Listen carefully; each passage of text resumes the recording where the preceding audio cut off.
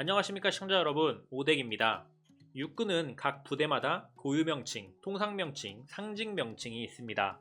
고유명칭은 육군단, 5사단과 같이 조직체계와 규모를 나타내는 명칭이며, 통상명칭은 1171 부대와 같이 군이라는 특성상 그 부대의 규모, 기능, 특성 등의 노출을 방지하기 위한 네 자리 숫자이죠. 이 중 상징명칭은 각 부대만의 전통, 특징 등에서 차용하여 부대에 대한 소속감을 나타내주는 별명과 같은 것인데, 진군부대, 백마부대, 맹호부대와 같은 명칭들이 대표적입니다. 매우 멋진 상징 명칭을 가진 부대들이 굉장히 많지만 듣기만 해도 위압감이 느껴지는 명칭들을 가진 부대로만 이루어진 부대가 존재합니다. 대한민국의 병역의 의무를 수행함에 있어 속칭 끌려간다는 표현들을 하기도 하는데, 이 부대는 대부분의 병력이 자원에 의해 혹독한 훈련을 거쳐 탄생하기에 무시무시한 전투력을 보유하고 있으며, 부대 이름만 들어도 위압감이 느껴지는 5마리의 용으로 구성된 부대, 대한민국의 최강의 부대, 해병대입니다.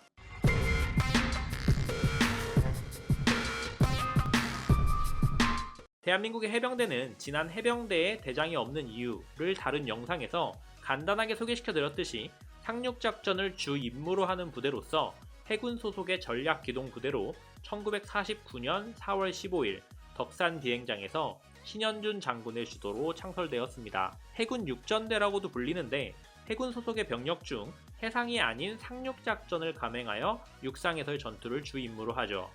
중세 유럽에서 군항이 있는 해안 요새에 들어가 임무를 수행하던 육군이 해병대의 기원이라는 이야기가 있을 만큼 해병대는 육군과 사촌지간이라고 볼 수 있습니다.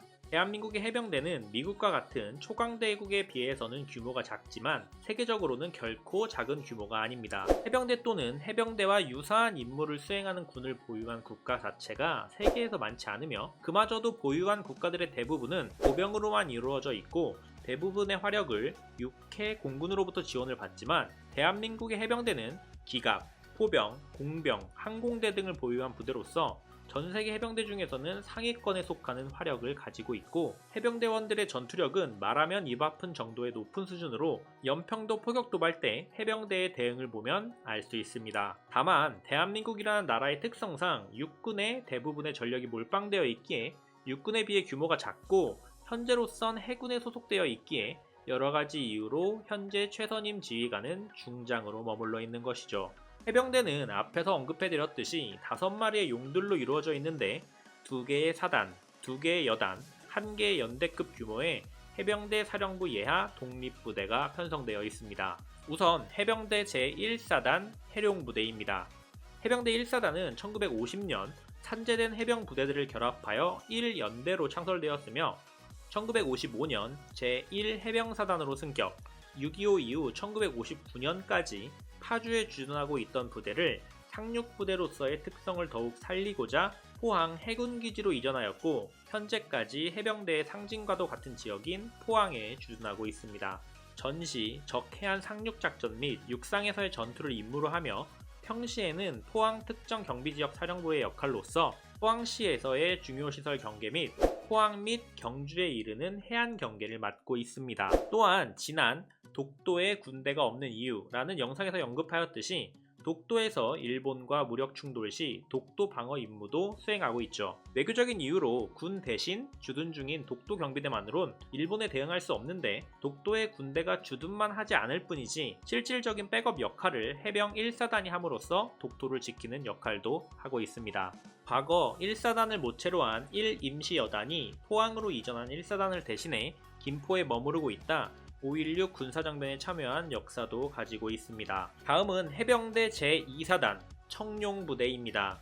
청룡부대는 대한민국의 심장인 서울을 지키는 부대로서 김포에 주둔하며 평시엔 서측방인 김포 및 강화도 지역을 경계 및 방어하는데, 위치만으로는 수도권이기에 2사단을 선호할 것이라고 생각하기 쉬우나, 해병대 2사단이 방어하는 김포와 강화도 한강 하구 지역은 NLL과 매우 근접한 지역으로 주적이 육로 다음으로 장수정 및 반잠수정 등으로 서울로 침투를 시도할 가능성이 매우 높은 지역입니다. 따라서 이사단의 임무가 막중하기에 경계 근무에 대한 부담감이 매우 높은 부대로 알려져 있습니다. 이러한 이유로 오히려 서해 5도에 주둔해 있는 해병부대로 가고 싶어하는 인원들도 있다고 하죠. 평시에는 매우 중책을 맡고 있으나 아쉽게도 전시의 이사단은 활약을 할 기회가 적다고들 이야기하는데, 전면전 발발 시 가장 먼저 포격을 당할 연평도나 백령도, 그리고 상륙작전을 수행하기 위해 막강한 전력을 구성 중인 1사단에 비해 매우 열악한 지원을 받으며 주적을 공격하기 위한 부대가 아닌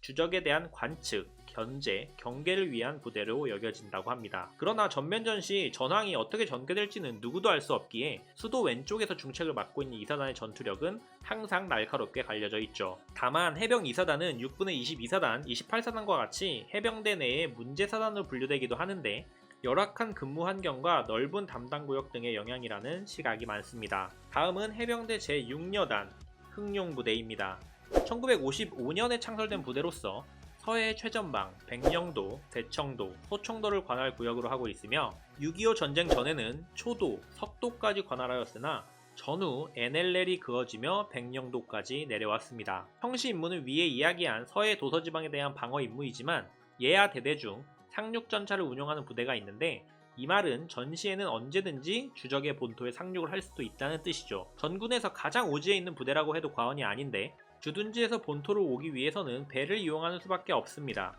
기상 상황에 큰 영향을 받기 때문에 휴가가 미뤄지는 것은 기본이고, 심지어 전역이 미루어지는 경우도 발생한다고 하니, 백령도는 속칭 서해 항공모함으로 불리기도 하는데, 섬 전역이 요새화되어 조금이라도 땅 위로 솟아나온 지형은 모두 군부대가 주둔하고 있으며 수많은 정찰 자산과 지하 요새 등을 갖추고 있고, 섬 내부에 1년치 식량이 구비되어 있다는 말이 있습니다. 흥룡부대 6여단은 최근 역주행의 아이콘 브레이브걸스가 흑라이 아이스 속에서 공연을 한 곳으로 언급되기도 하였는데, 본토에서 최소 5시간 걸리는 이곳을 대멀미를 뚫으며 찾아온 최초의 걸그룹으로 기록되었죠. 다음은 해병대 제9여단 백룡부대로 비교적 최근에 창설되었으며 해군과 해병대 통합부대로 제주방어사령부가 그 전신이나 제주방어사령부가 2016년에 해체될 예정이었기 때문에 제주도의 해병부대를 증강시켜 9여단을 창설하게 되었습니다. 제주도는 섬이기 때문에 규모가 굉장히 큰 영토임에도 도서방어는 해군의 관할이었기에 예비군 외에 육군 병력이 주둔하지 않는 지역이었는데, 백룡부대의 증강으로 지상연력이 강화되었고 해병대 덕분에 많은 부분을 경찰과 해양경찰 및 본토의 향토사단에 의존하지 않고 독자적으로 제주도 방어가 가능해졌다는 평가를 받고 있습니다. 제주도는 세계적인 관광지일 뿐만 아니라 제주 해군기지가 위치한 군사적으로도 중요한 지역으로 철저한 방어가 필요한 곳입니다.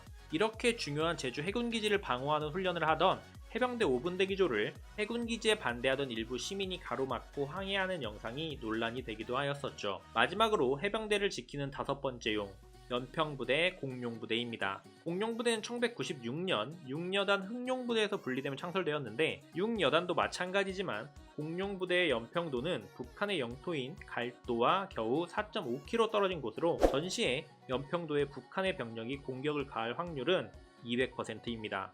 따라서 평시는 물론 전시 임무도 연평도를 방어함이 1순위인데, 북한 영토에 근접하다는 것은 매우 위험한 요소이지만 반대로 연평도는 북한에게도 엄청난 위협이 되는 장소입니다. 공룡부대는 전시에 무슨 일이 있어도 연평도를 방어하며 포항에서 달려올 해병 1사단이 도달할 시간을 벌고 대한민국 해병대가 이곳을 발판으로 주적의 본토에 상륙할 수 있는 여건을 조성해야 하는 막중한 임무를 띠고 있습니다. 연평도 포격 도발에서 알 수 있듯이 주적은 이곳을 매우 성가셔하고 있으며 기습 도발에도 불구 우리 해병대의 무자비하고 침착한 대응은 주적의 원점을 쑥대밭으로 만들어 놨었습니다. 휴전선을 맞대고 주적과 대치하고 있는 대한민국의 특성상 육군에 대한 전력 편중이 심하기에 해병대에 대한 지원과 관심, 대우가 비교적 덜한 것으로 느껴지기도 합니다. 인천 상륙작전과 베트남 전쟁에서의 해병대의 활약을 미루어보고 상륙이라는 작전이 현대전에서도 적의 허점을 찌를 수 있는 필살기라 생각하기에 주적에 대한 효과적인 압박을 위해서 해병대의 정예화와 지원이 절실하다고 개인적으로 생각하며, 위에서도 말씀드렸듯이 저는 육군 출신이지만 해병대와 육군은 사촌지간이기에 해병대에 대한 컨텐츠도 가끔 다루고 있습니다. 해병대 출신 분들이 굉장히 와일드하시다 보니 저의 부족한 컨텐츠에 조금은 과격한 격려의 댓글을 자주 달아주시어 해병대에 대해 다룰 땐 항상 조심스럽습니다만 부족한 부분은 친절한 댓글로 도와주실 거라 믿으며 오늘의 영상은 여기까지였습니다. 앞으로도 군대에 관한 재미있는 이야기를 듣고 싶으시다면 구독과 좋아요, 알림 설정까지 부탁드리겠습니다. 감사합니다. 오대기였습니다. 진군!